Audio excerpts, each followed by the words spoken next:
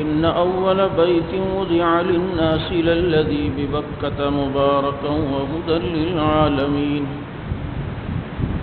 يا رب صل وسلم دائما أبدا على حبيبك خير الخلق كلهم هو الحبيب الذي ترجى شفاعته لكل هول من الأهوال مقتحم اللهم صل على محمد وعلى آل محمد كما صليت على إبراهيم وعلى آل إبراهيم إنك حميد مجيد اللهم بارك على محمد وعلى آل محمد كما باركت على إبراهيم وعلى آل إبراهيم إنك حميد مجيد واجب الاحترام، گزشتہ کئی جمعہ سے آپ حضرات کے سامنے حضرت ابراہیم علیہ الصلاۃ والتسلیم اور ان کے خاندان کا تذکرہ اور ان کی قربانیاں اور امتحانات جو ان پر گزرے، اس سلسلے میں چند معروضات آپ کے سامنے پیش کر چکا ہوں کہ حضرت ابراہیم علیہ السلام جنہیں اللہ رب العزت نے وہ شرف اور وہ مقام عطا فرمایا کہ اللہ نے انہیں اپنا خلیل کہا، ابراہیم علیہ السلام جن کی ساری زندگی کا خلاصہ باطل کے مقابلے میں ڈٹنا اور اس پر آنے والی تکالیف کو برداشت کرنا، ان کی زندگی سے ہمیں یہ سبق ملتا ہے۔ حضرت ابراہیم علیہ السلام جنہوں نے اللہ کی توحید کی خاطر کتنے صدمے برداشت کیے، آگ میں ڈالا گیا تو آگ میں چلے گئے، نمرود سے جب مناظرہ ہوا اور اس مناظرے میں وہ شکست کھا گیا، جس مناظرے کا میں نے آپ کے سامنے ذکر کیا تھا، تو دلیل کی دنیا میں جب نمرود نے دیکھا کہ میں ہار چکا ہوں تو وہ اب پرتشدد کارروائیوں پہ آتا ہے اور آگ جلواتا ہے اور آگ میں ابراہیم علیہ السلام کو پھینکواتا ہے۔ یہ ہمیشہ سے باطل کا وتیرہ رہا ہے، جب وہ دیکھتا ہے کہ دلائل کی دنیا میں میں بالکل بیکار ہو چکا ہوں اور میرے پاس اس کے جوابات نہیں ہیں، تو وہ گولی پر آتا ہے۔ آج بھی سپاہ صحابہ کا جو موقف تھا یہ ٹیبل ٹاک کا تھا، گفتگو کا تھا۔ مولانا حق نواز جھنگی شہید رحمۃ اللہ علیہ نے دلائل سے گفتگو کی تھی، اسٹیجوں پر گولی اور مارنے کی باتیں نہیں کی تھی، لیکن صحابہ دشمن جب سمجھ گیا کہ دلائل کی دنیا میں ان سے مقابلہ مشکل ہے تو وہ پرتشدد کارروائیوں پہ آیا۔ اس نے پہلے ایرانی طالب علموں کے ذریعے احسان الہی ظہیر کو بم دھماکے میں شہید کیا، پھر وہ مولانا حق نواز جھنگی رحمۃ اللہ علیہ کو شہید کرتا ہے، اور آج تک اس کا یہی کام رہا ہے۔ کسی کو سنت ابراہیمی مبارک ہوتی ہے، کسی کو نمرود کا طریقہ مبارک ہوتا ہے۔ اب کس طرح آگ کو جلایا اور آگ جل رہی ہے، اور اتنی خطرناک آگ جو کئی دنوں تک لکڑیاں جمع کرنے میں لگی۔ منتیں مانگتے تھے اس زمانے کے لوگ کہ میرا یہ کام ہوا تو اتنے من لکڑی میں بھی ابراہیم کو جلانے میں لاؤں گا کہ یہ ہمارے خداؤں کو برا بھلا کہتا ہے۔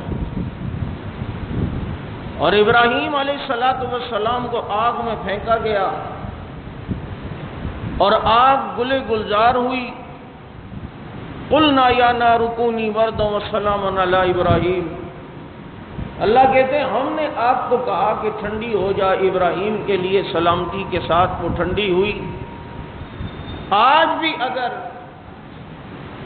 دنیا کے اندر ظلم و ستم کی آگ چل رہی ہے، خدا کی قسم حضور اکرم صلی اللہ علیہ وسلم کی تعلیمات پر عمل جو کرے گا، اللہ دنیا میں لگنے والی اس آگ سے اسے بھی بچائے گا۔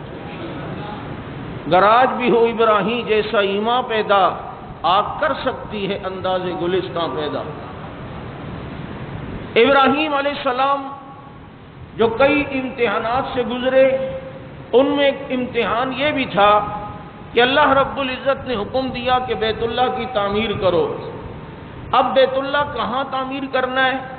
یہ پہلے بنایا تھا فرشتوں نے، آدم علیہ السلام کے دور میں بنا۔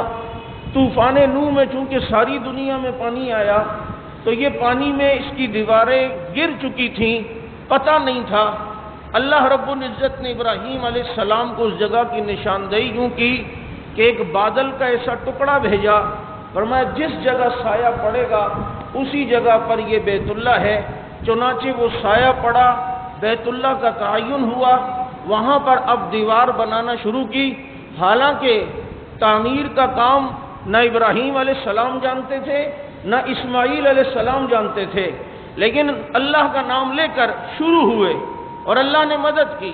ایک کام نہیں بھی آتا لیکن اللہ اور اس کے رسول کا حکم ہو بس اسے کر گزرو، اللہ پھر اس میں مدد کرتا ہے۔ ابراہیم علیہ السلام اسے تعمیر کرتے جاتے۔ آج جو پتھر جو مشہور ہے مقام ابراہیم، اسی پر کھڑے ہوتے۔ اللہ نے لفٹ کا کام دیا۔ آج دنیا ترقی یافتہ ممالک کے لوگ فخر کرتے ہیں کہ جی ہم نے الیکٹرانک سیڑھی ایجاد کی ہے، جب اوپر جانا چاہو بٹن دباؤ تو اوپر جاتے ہیں، نیچے آؤ تو نیچے آتے ہیں۔ میں کہا اس میں بیٹری نہ ہو تو پھر کہا وہ چارج کرنا پڑتا ہے، لائٹ نہ ہو تو پھر کہا پھر اوپر نیچے نہیں ہوگی۔ میں نے کہا جس ترقی پر تو ناز کرتا ہے، ابراہیم علیہ السلام وہ ترقی بہت پہلے دکھا کے چلے گئے ہیں، اور اس پتھر پر چڑھتے ہیں، اوپر آنا چاہتے ہیں، اوپر ہوتے جاتے ہیں۔ تعمیر اوپر ہوتی جاتی ہے تو پتھر بھی اوپر ہوتا جاتا ہے، اترنے کا ارادہ کرتے ہیں تو نیچے آ جاتے ہیں۔ اب دور سے آ کر آج جہاں مقام ابراہیم ہے، یہاں سے کھڑے ہو کر دیکھتے تھے کہ دیوار کا لیول ٹھیک ہے یا نہیں ہے، اور پھر آگے آتے اور یوں یہ تعمیر کی۔ بیت اللہ کی یہ تعمیر حضرت ابراہیم علیہ السلام اور حضرت اسماعیل علیہ السلام نے کی۔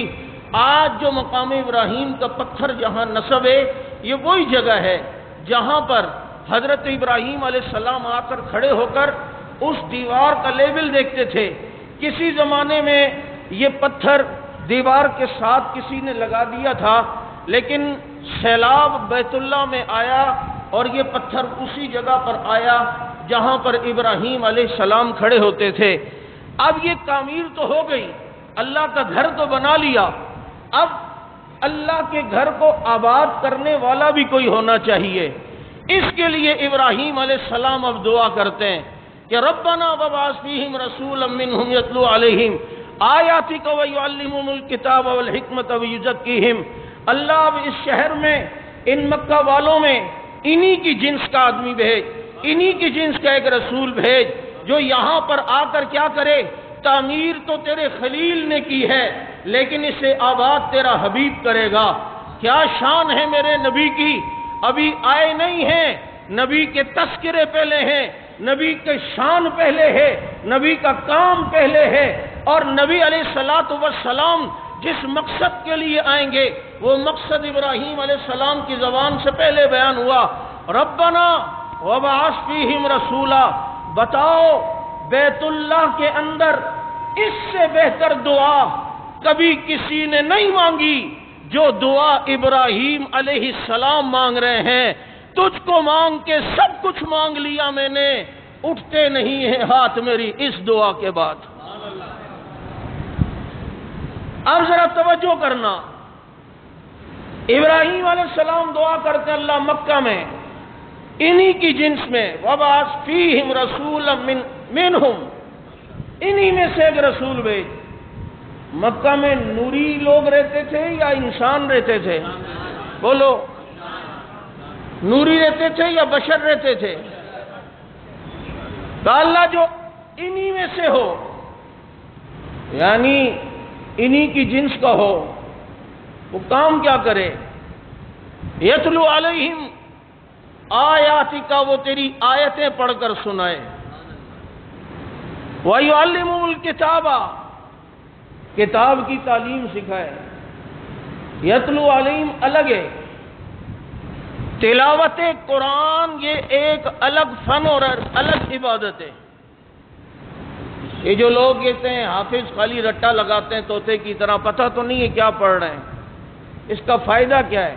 ادھر کا یتلو علیہم آیاتی کا، تیری آیتیں تلاوت کرے، وَيُعَلِّمُهُمُ الْكِتَابَ، دوسرا منصب ہے۔ قرآن کو صرف پڑھنا بھی عبادت ہے، چاہے سمجھ میں آئے یا نہ آئے، چاہے سمجھ میں آئے یا ہاں، بہتر یہ ہے کہ سمجھ کے پڑھ، لیکن یہ کہنا کہ بغیر سمجھے پڑھنے کا کوئی فائدہ نہیں، ایسی بات نہیں ہے۔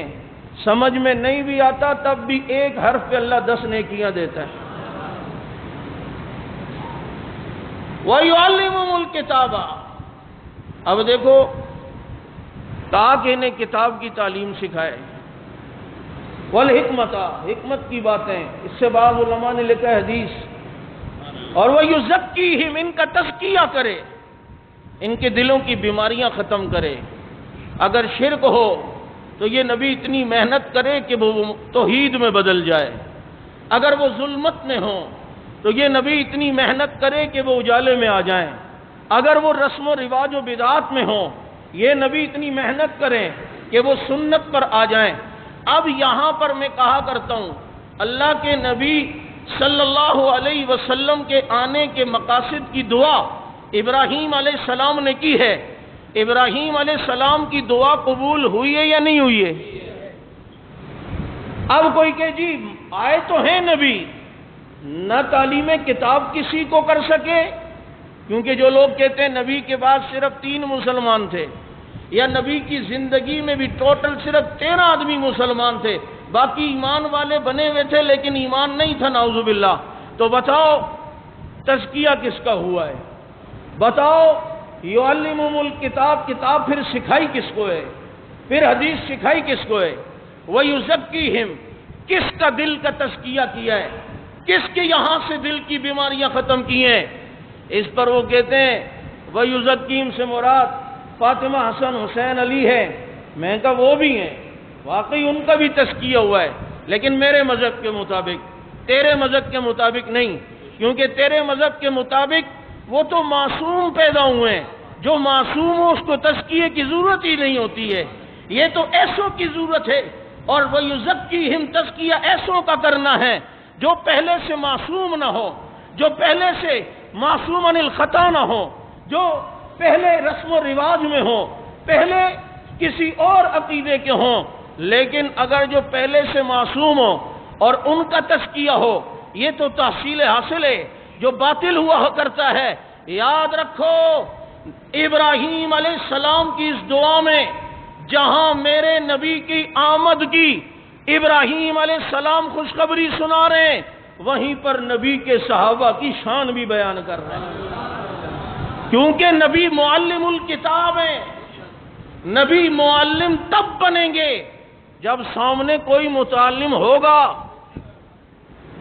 بھائی نبی امام تب ہوں گے کہ جب پیچھے مقتدی تو ہوں گے نا، نبی مزکی تب ہوں گے جب مزکا کوئی ہوگا۔ یہاں پر دعا ابراہیم علیہ السلام کتنی جامع دے رہے ہیں، اللہ نبی کو بھیج جو ان کا تزکیہ کرے، اور مکے والوں کا تزکیہ ہوا، جن کا ہونا تھا، ابو جہل، عتبہ، شیبہ، ربیعہ کا نہیں ہوا، بابا جن کا ہونا تھا ایسا ہوا کہ پھر وہ تپتے ہوئے صحرا میں لیٹے ہوئے پھر بھی عہد کر رہے ہیں۔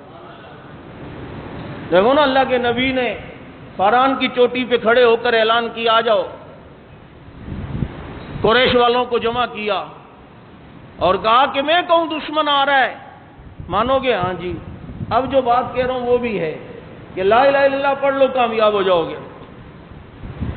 پہلا پتھر ابو لہب نے مارا، وہاں کھڑے ہوئے کوئی ایمان نہیں لایا، کیونکہ ان کی قسمت میں نہیں تھا، کوئی بھی ایمان نہیں لایا۔ توجہ، کسی نے کہا یار نبی نے وہاں کھڑے ہو کے اعلان کیا، فاران کی چوٹی پہ سارے جمع ہوئے ہیں، کافی سارے آ گئے، نبی نے اعلان کیا کہ میں دشمن کا کہوں پہاڑ کے پیچھے سے آ رہا ہے، مانو گے؟ ہاں جی، اب جو کہہ رہا ہوں یہ بھی سچ ہے، لا الہ الا اللہ پڑھو کامیاب ہو۔ کوئی مانا ہی نہیں، ابو لہب نے پتھر مار دیا، اس مجمع میں کسی نے اسلام قبول نہیں کیا۔ کیوں؟ میں نے کہا ترتیب خراب ہو جاتی۔ کہتے کیا مطلب؟ میں نے کہا اس مجمع میں وہ تھا نہیں جس نے سب سے پہلے ایمان لانا تھا، جس نے سب سے پہلے ایمان لانا تھا، وہ اصل میں تھا نہیں۔ اب اگر کوئی اس میں سے ایمان پہلے لاتا تو پھر میں یوں کیسے کہہ سکتا تھا کہ دمادم مست کلندر صدیق دا پہلا نمبر؟ اس مجمع میں وہ تھا نہیں بابا، جسے آگے کرنا تھا۔ تو دیکھو نا، جس مجمع میں وہ تھا تو اس مجمع میں اعلان ہوا مرو ابا بکر فلیصلی بالناس، ابو بکر سے کہو میرا مصلی سنبھالے۔ جب اس مجمع میں وہ تھا ہی نہیں تو کوئی اور ایمان پہلے کیسے لاتا؟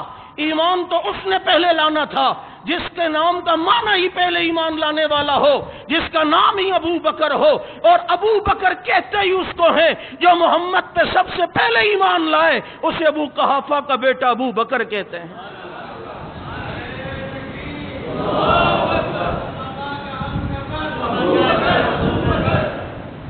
چنانچہ جن کو اصل میں بات یہ ہے، میرے نبی کو اللہ نے سورج کہا ہے، سورج نے سفید چیز کو واضح کرنا ہوتا ہے اور کالی چیز کو بھی واضح کرنا ہوتا ہے۔ جو سفید ہو اس کو نکھار دیتا ہے۔ اب ایک سورج نکلا، رات تھی، اندھیرا، پتہ ہی نہیں چلا بھائی یہ بٹن کا بورڈ کالا ہے، یہ بٹن سفید ہے۔ سورج نکلا، پتہ چلا یہ بٹن سفید ہے، یہ کالا ہے۔ اب یہ جو سورج نکلا نا، روشنی پڑی، اوہو، پھر پتہ چلا اچھا یہ صدیق ہے، یہ فاروق ہے، یہ جناب باحیا ہے، یہ جناب حیدر کرار ہے۔ اور جو کالے تھے تو پتہ چلا اچھا یہ ابو جہل ہے، یہ عتبہ ہے، یہ شیبہ ہے۔ تو سورج نکلتا ہے، چیزوں کو واضح کرتا ہے، اور وہ نکھر کے سامنے آتے ہیں۔ جنہوں نے اس سے روشنی لینی تھی وہ نکھر کے آئے، اور ایسے نکھر کے آئے کہ صحابی کا نجوم بن گئے کہ جنہیں آسمان کی ہدایت کے ستارے نبی نے کہہ دیا۔ ابراہیم علیہ السلام کتنی آزمائشوں سے میں نے کہا گزرے۔ بیت اللہ کی تعمیر کرنا کوئی آسان کام تھا؟ نہیں، تعمیر ہو گئی۔ امتحانات دیکھو، قوم سے بیزار، قوم شرک کی دلدل میں، اور جب قوم میلے پہ گئی تو پیچھے ان کے خداؤں کو توڑا یا نہیں؟ یہ کوئی آسان کام نہیں تھا۔ یہ پتا تھا ان کو جب یہ رات کو آئیں گے اور اپنے باڑے میں دیکھیں گے تو ڈائریکٹ سمجھ جائیں گے یہ ضرور ابراہیم نے کیا ہے۔ اور ایسا ہی ہوا۔ جب وہ لوگ اپنے باڑے میں آئے، بھائی جہاں کچھ چیزیں رکھی ہوں وہ باڑا ہوتا ہے، چاہے بھینسوں کا ہو چاہے جس کا بھی ہو، تو میں کیا مشرکین کے ان اور عبادت خانے کو مسجد کہوں؟ بولو۔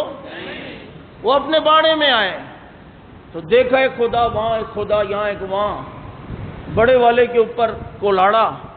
ابراہیم علیہ السلام کو کہا کہ یہ، فرمایا بل فعلہ، کیا ہے؟ کبیرہم، یہ بڑے نے کیا ہے، اس سے پوچھ لو، یہ بڑے نے، یہ جھوٹ نہیں ہے، یہ طنز ہے۔ یہ کیا ہے؟ بولو، طنز ہے۔ یہ نہیں کہا کہ اس نے کیا ہے، بلکہ بولنا ایک طنز کے انداز میں بھی ہوتا ہے کہ بل فعلہ، اس نے کیا ہے۔ مقصد انہیں ذلیل کرنا کہ پوچھو نا اس سے۔ اب یہاں لوگوں کو اپنا چورن ملا، حالانکہ ملا نہیں، لینے کی کوشش کی تقیے کے نام پر۔ تقیہ اور توریے میں فرق ہے۔ ابراہیم علیہ السلام کی 3 باتیں آپ کو کبھی کوئی کہے گا دیکھو تقیہ تو مذہب ہے ان کا بھی، تقیہ تو ابراہیم علیہ السلام نے بھی کیا۔ سنو، جب قوم نے کہا کہ ابراہیم چلنا ہے، میلے پہ چلتے ہیں، فرمایا انی سقیم، میں بیمار ہوں۔ کہتے دیکھیں حالانکہ بیمار نہیں تھے ابراہیم علیہ السلام نے کہا، تو پتہ چلتا ہے تقیہ ہونا چاہیے۔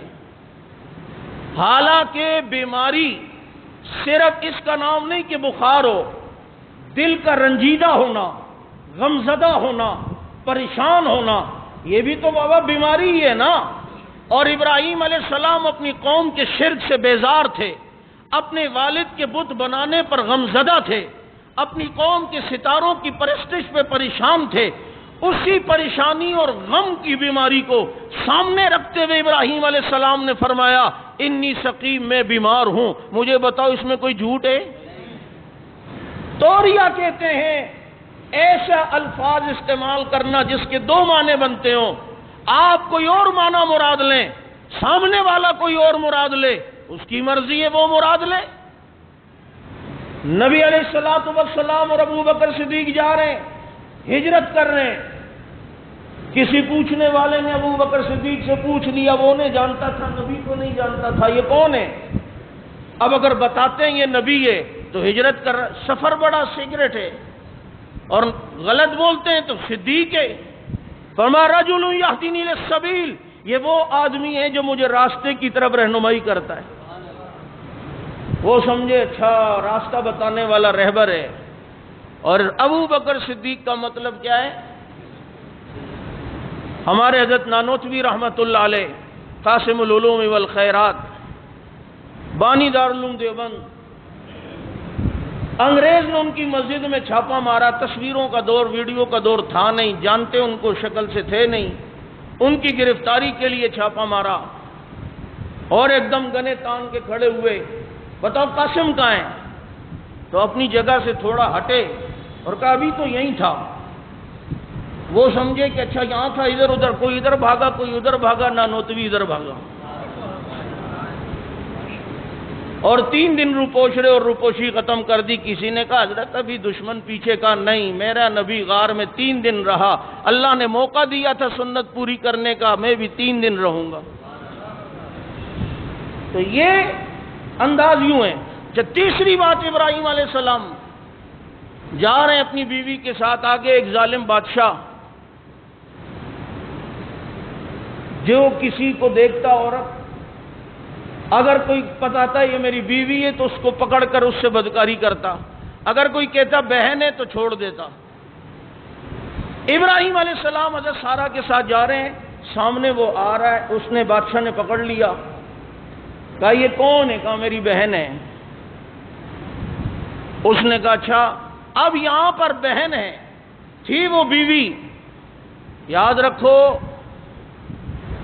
کہ اس وقت حضرت ابراہیم اور حضرت سارہ ہی مومن تھے، تو مومن آپس میں جو بھائی بہن ہوتے ہیں، ابراہیم علیہ السلام کی مراد وہ اخوت اسلامی کا جو رشتہ ہے وہ تو ہے نا، بہرحال بولو وہ مراد لی، اور یہاں وہ سمجھا کہ حقیقی بہن ہے۔ آج بھی تو آپ کا دوست جا رہا ہو بڑا جگری، کوئی کہے کہ یہ کون ہے، آپ کو یار میرا بھائی ہے، حالانکہ سگا بھائی ہے، بولو نہیں ہے۔ ہو سکتا ہے آپ کا دوست ہو، کزن ہو، سالہ ہو، بہنوئی ہو، کوئی ہو، آپ کہیں گے میرا بھائی ہے۔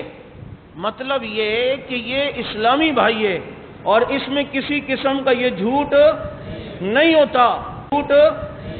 ہوتا، لہذا کسی کا تقیے کا چورن یہاں سے بک نہیں سکتا۔ تقیہ کہتے سے واضح جھوٹ ہو، اور پھر اس جھوٹ پر وہ عمل بھی کرتے ہیں۔ کبھی کسی نبی نے کسی غلط بات کو اچھا نہیں کہا، اور جب اچھا نہیں کہا تو اس پر عمل کیرا ہونے کا سوال پیدا ہوتا ہی نہیں ہے۔ اس قوم نے تقیے کا عقیدہ اس لیے یاد کیا کہ ان سے سوال لوگوں نے پوچھنا ہوتا ہے کہ تم کہتے ہو حضرت علی رضی اللہ عنہ ابو بکر عمر عثمان کو نہیں مانتے تھے، تو آپ کہو گے ظالم وہ ان کے پیچھے پھر نماز کیوں پڑھتے تھے، ان کے ہاتھ پر بیعت کیوں کرتے تھے؟ کہتے تھے وہ تقیہ نعوذ باللہ کرتے تھے، وہ جناب تقیے کے ساتھ کرتے تھے۔ انہوں نے کہا بیٹی کا رشتہ کیوں دیا؟ حضرت علی نے اپنی بیٹی حضرت عمر کے نکاح میں دی یا نہیں دی؟ بولو، تقیے میں رشتے بھی دیے جاتے ہیں۔ بیٹی ام کلثوم علی کی اور شوہر فاروق اعظم، تو حضرت علی کے داماد حضرت فاطمہ کے داماد فاروق اعظم رضی اللہ تعالیٰ عنہ۔ تو ابراہیم علیہ السلام اللہ کے خلیل، اللہ نے کچھ صفات سے نوازا، بہت سی صفات ایسی جس میں ابراہیم علیہ السلام اول ہیں۔ مثلا علماء نے لکھا ہے یہ بالوں کی سفیدی سب سے پہلے ابراہیم علیہ السلام کی آئی، اس سے پہلے کسی کے بال سفید نہیں ہوئے۔ سب سے پہلا ختنہ ابراہیم علیہ السلام کا ہوا، اس سے پہلے کسی کا ختنہ نہیں ہوا تھا۔ یہ ہم جو معانقہ کرتے ہیں یہ بھی ابراہیم علیہ السلام کی سنت ہے، لیکن معانقہ تو ہم کرتے ہی نہیں ہیں، ہم تو مصادرہ کرتے ہیں یا مباطنہ کرتے ہیں، سینہ بھی لگاتے ہیں، پیٹ بہت سے مذاکرہ بھی کرتے ہیں۔ تو اس لیے یاد رکھو، یہ علماء جانتے ہیں، طلباء، اصل سنت معانقہ ہے۔ معانقہ عنق سے گردن کو کہتے ہیں کہ گردن سے گردن ملاؤ، یوں ہوتا ہے۔ ہم تو لے کر پورا یوں اس کو دبا کر، اور بیچارے کی تھوڑی سی گیس پھنسی ہوئی ہو تو ساری عزت کی جو ہے نا وہ چٹنی نکال دیتے ہیں۔ اتنے زور سے یوں دبانا، اور پھر ماشاءاللہ پسینے پسینے ہوئے میں پھر بھی ملنا ضرور ہے۔ حضرت کے اوپر میں اپنے پسینوں کا فیض ضرور دوں گا، کیونکہ میرا پسینہ بڑی رحمت والا، اور جناب یوں اور وہ سارے پسینہ، اور ماشاءاللہ جو اس سے خوشبو آ رہی ہوتی ہے، اللہ بے ہوشی سے محفوظ فرمائے۔ کچھ چیزیں ہوتی ہیں جو سمجھنی چاہیے اور عمل کرنا چاہیے، کس وقت کیا کام کرنا ہے، کس وقت کیا نہیں کرنا، یہ بڑی حکمت کی بات ہوتی ہے۔ بہرحال پھر الگ موضوع ہو جائے گا۔ تو اصل معانقہ ہے گردن سے گردن ملانا، وہ ہم کرتے ہی نہیں ہیں۔ اب عید کا دن آ رہا ہے، کسی سے ملو، اب وہ معانقہ ہے، لیکن وہ کہتے ہیں 3 بار ملو۔ بابا عید والے دن تو 1 بار بھی ملنا سنت نہیں ہے، تم 3 بار کہتے ہو۔ جو لوگ اسے عید کی سنت سمجھتے ہیں یہ غلط ہے۔ معانقہ ہوتا ہے ایک آدمی ادھر سے ایک ادھر سے اچانک آئے ملے، پھر آدمی ملتا ہے، لیکن یہ تو ساتھ نماز پڑھ رہا ہوتا ہے، تھوڑی دیر بعد اٹھتا ہے اور چل بھائی گلے، بھائی خیر تو ہے، کیا ہو گیا، ابھی تو صحیح تھا۔ ہاں عید کا طریقہ ہمارے یہاں عید کا ایک رائج انداز ہے، یہ سمجھ کے کوئی کرتا ہے تو علماء نے اس کی گنجائش دی ہے، لیکن اسے سنت سمجھ کے نہ کیا جائے کہ جی عید کی سنت ہے 3 بار ملو۔ 1 بار نہیں ہے تو 3 بار کا کیسے کہہ رہے ہیں؟ تو اصل ہے معانقہ۔ تو ابراہیم علیہ السلام کی یہ سنت رہی، یہ معانقہ۔ ابراہیم علیہ السلام کے بارے میں آتا ہے کبھی کسی مہمان کے بغیر کھانا نہیں کھایا، اکیلے کھانا نہیں کھایا، کسی نہ کسی کو ساتھ بٹھا کر کھایا کرتے تھے۔ سب سے پہلے بتوں کو توڑنے والے ابراہیم علیہ الصلوۃ والتسلیم ہیں۔ اللہ رب العزت نے انہیں کیا شان اور کیا بلندیاں عطا فرمائی ہیں۔ ابراہیم علیہ الصلوۃ والسلام جن کے بہت سارے امتحانات اور اللہ رب العزت کی راہ میں جو ان پر دشواریاں آئیں، آپ جانتے ہیں کہ ان تمام باتوں کے بعد پھر اللہ نے اعلان کیا کہ انی جاعلک للناس اماما، میں نے تمہیں ابراہیم لوگوں کا امام بنا دیا۔ کیا بنایا؟ امام بنا دیا۔ اب یہاں پر بھی وہ کہتے ہیں دیکھو جی امام آ گیا، پتہ چلتا ہے کہ امام قرآن سے ثابت ہے، ہمارے 12 امام ہیں۔ تو دلیل اس آیت سے دے رہے ہو کہ ہاں کہ ابراہیم علیہ السلام بھی امام ہیں؟ ہاں کیوں نہیں ہے، اس دلیل میں اسی آیت سے۔ تو پھر 12 امام کیوں کہہ رہے ہو، 13 کیوں نہیں بول رہے؟ نہیں سمجھ آئی؟ جس آیت سے دلیل پھر ابراہیم علیہ السلام تو ہوں گے نا۔ پھر ابراہیم علیہ السلام کو جو اللہ نے امام کا، یہ وہ امام ہے جو تم امام جس کو مانتے ہو جس طرح وہ ہے؟ اگر وہ ہے تو ابراہیم علیہ السلام ایک ہی وقت میں لوگوں کے امام بھی ہیں اور نبی بھی ہیں، اور دلیل تم انی جاعلک للناس اماما سے دے رہے ہو۔ تو بتاؤ تم جنہیں 12 امام مانتے ہو وہ ایک ہی وقت میں امام اور نبی دونوں ہیں یا نہیں ہیں؟ کہیں گے نہیں، نبی تو نہیں ہے، امام ہے۔ تو پھر دلیل اس آیت سے کیوں جب وہ بنتی نہیں؟ دعویٰ اور دلیل میں تو مطابقت ضروری ہوتی ہے، نہیں سمجھ آئی؟ جب دعویٰ کچھ دلیل کچھ تو پھر کہاں سے بنے گا؟ اور آگے اللہ نے قرآن میں کہا کہ جو تیری اتباع کرے گا اسے بھی امامت دیں گے، لیکن ظالموں کو یہ منصب نہیں ملے گا۔ اب جب ظالموں کو یہ منصب نہیں ملے گا تو بتاؤ ان 12 کے علاوہ باقیوں کو اگر امامت کا منصب نہیں ملا تو نعوذ باللہ انہوں نے کیا ایسا ظلم کیا تھا؟ خود ان ائمہ کی اولاد کو تم امام نہیں مانتے ہو، مجھے بتاؤ انہوں نے کیا نعوذ باللہ ایسا ظلم کیا کہ وہ امام نہیں بنے؟ بات سمجھ آ رہی ہے یا نہیں؟ کیونکہ ان کے یہاں ہمارے 12 امام ہیں اور ان کا درجہ نعوذ باللہ نبیوں سے بھی افضل ہے۔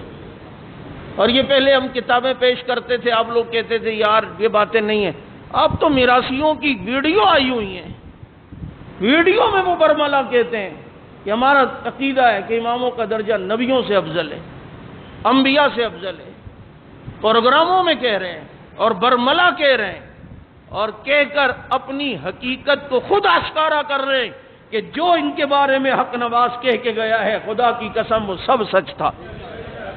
وہ سب کیا تھا؟ تو ابراہیم علیہ السلام کو یہاں جو امام کہا تو مطلب یہ نبی اپنی قوم کا امام ہوتا ہے، لوگ اس کے پیچھے چلتے ہیں، اس معنی میں امام ہے، یہ تھوڑی ہے کہ جس کو تم امام کہہ رہے ہو۔ اس لیے میرے دوستو ابراہیم علیہ السلام جن کی سنت قربانی کل یوم عرفہ کے پاکستان عرب میں آج حج ہو رہا ہے اور خوش نصیب لوگ جمعے کا حج جو ہے وہ اس کے مزے لے رہے ہیں، اللہ ہمیں بھی نصیب فرمائے، اور جو گئے ہوئے ہیں اللہ تعالیٰ ان کے حج کو ایک ایک عمل کو قبول فرمائے، تمام مسلمانوں کے حجوں کو۔ ہمارے یہاں لوگ پوچھتے ہیں کہ حج عرفہ آج کے دن ہے یا کل؟ یاد رکھو پاکستان میں جس دن عرفہ ہے وہ کل ہے، ان کے یہاں آج ہے، تو وہ روزہ جو عرفہ کا ہے وہ کل ہے ہمارے یہاں پاکستان میں۔ اور عرفہ کے روزے کی فضیلت اللہ کے نبی صلی اللہ علیہ وسلم کے ارشاد مفہوم ہے کہ 1 سال اگلے اور 1 سال پچھلے گناہ جو ہیں وہ معاف ہوں گے۔ مینگل صاحب کا ایک کلپ بڑا چل رہا ہے اور بڑی اچھی بات ہے، انہوں نے کہا کہ اللہ کے نبی نے کیا فرمایا کہ جو عرفہ کا روزہ رکھے اس کے 1 سال پچھلے گناہ معاف ہوتے ہیں اور 1 سال اگلے، تو اگلے سال زندہ رہے گا تو گناہ کرے گا نا۔ تو اس حدیث سے پتہ چلتا ہے جو عرفہ کا روزہ رکھے گا انشاءاللہ اس سال مرے گا نہیں۔ اب بتاؤ کل گرمی سے روزہ رکھ کے مرنا چاہتے ہو یا پورے سال جینا چاہتے ہو، وہ آپ کی مرضی ہے۔ بہرحال عرفہ والے دن دعائیں قبول ہوتی ہیں، خصوصاً ظہر کے بعد آپ حضرات چوتھے کلمے کا وظیفہ زیادہ کریں۔ عرفہ کا انبیاء علیہ السلام کا وظیفہ عرفہ میں یہ ہوتا تھا یوم عرفہ پر، اس لیے اس کا اہتمام ہو۔ اور کل سے جو ہے وہ انشاءاللہ العزیز تکبیرات تشریق بھی شروع ہو جائیں گی، اور تکبیرات تشریق ہر فرض نماز کے بعد مرد حضرات کو ایک بار بلند آواز سے پڑھنا یہ واجب ہے، خواتین کو آہستہ آواز میں اللہ اکبر لا الہ الا اللہ اللہ اکبر وللہ الحمد۔ خواتین چونکہ گھروں میں ہوتی ہیں بھول جاتی ہیں، اس کا آسان طریقہ یہ ہے جس مسلح کو یوز کرتی ہیں استعمال کرتی ہیں اس پہ چھوٹا سا ایک کپڑا جو ہے وہ ٹانگ دیں جس کے اوپر تکبیرات خالی لکھا ہوا ہو، تو انہیں وہ تکبیرات جو ہیں وہ یاد رہیں گی۔ چنانچہ عید کی رات وہ غفلتوں کی نہیں ہوتی، بلکہ آج جو رات ترویہ کی یہ بھی عبادت کی رات ہے پاکستان میں، اور کل جو رات ہے جسے چاند رات کہتے ہیں یہ بھی عبادت کی رات ہے۔ اللہ کے نبی صلی اللہ علیہ وسلم نے ان راتوں کے بارے میں فرمایا جو عبادت کرے گا اس کا دل قیامت کے دن مردہ نہیں ہوگا۔ اس لیے ان تمام چیزوں کا اہتمام کرتے ہوئے اپنے یہ ایام گزاریں، اور پھر 10ویں تاریخ کو مسلمان قربانی کا فریضہ سر انجام دیتے ہیں۔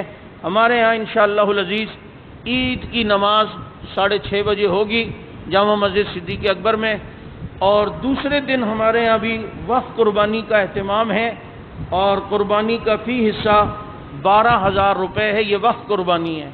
اس میں آپ کو گوشت نہیں ملے گا، گوشت یتیموں، مستحقین، شہداء کے گھرانوں کو ملتا ہے۔ وقف قربانی ہے 12,000 روپے، اور مکمل گائے وقف قربانی میں اگر کرنا چاہتے ہیں تو اس کی قیمت 84,000 روپے ہے۔ جو پوری گائے کرنا چاہتا ہے تو 84,000 روپے وقف قربانی کا جو ہے وہ قیمت ہے۔ اللہ پاک سمجھ عمل کی